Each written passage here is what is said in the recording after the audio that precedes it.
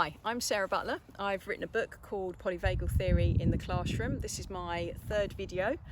My first video I talked about polyvagal theory in very basic terms. The second video I started looking at the autonomic states. We looked at the ventral vagal state last time, and now we're going to look at sympathetic mobilisation state. From the first video, I mentioned about how they're in a hierarchy. You've got the ventral vagal state first as at the top as the first survival response. Next, you've got sympathetic mobilisation, then dorsal vagal shutdown. So this is about sympathetic mobilisation, and this is when the response in the ventral vagal state hasn't worked. It's a more serious threat, and we need to get ready for action. That's why we've got that word mobilisation in there. Most people have heard of fight or flight. It's actually fight, flight or freeze. Freeze is part of the sympathetic mobilisation state. I'm not going to go into the details as to why that's there. That's in my book though. You can read about that. But most people have heard of that fight or flight. And what happens here is the body's resources are going into your arms and legs, ready for action, ready to run away or ready to fight. And most people have experienced this to some extent. For instance, if you're driving along and somebody nearly hits you, you'll notice you suddenly get this adrenaline rush. You get your heart rate and your breathing rate suddenly shoot up.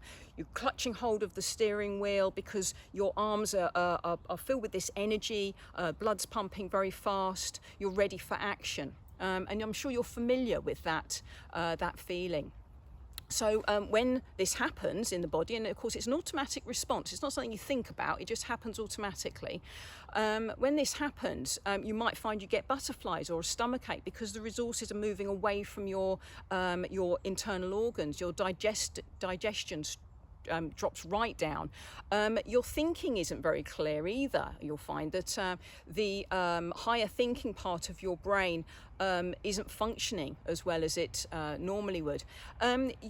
You probably find that if you've experienced this, the sympathetic mobilisation, you'll have experienced it as a blended state with ventral vagal, which means that you still have some of the higher thinking there. You're still to some extent able to communicate and to engage with other people. But if you've had a complete sympathetic mobilisation takeover, then all of that thinking's gone. And interestingly, empathy goes as well.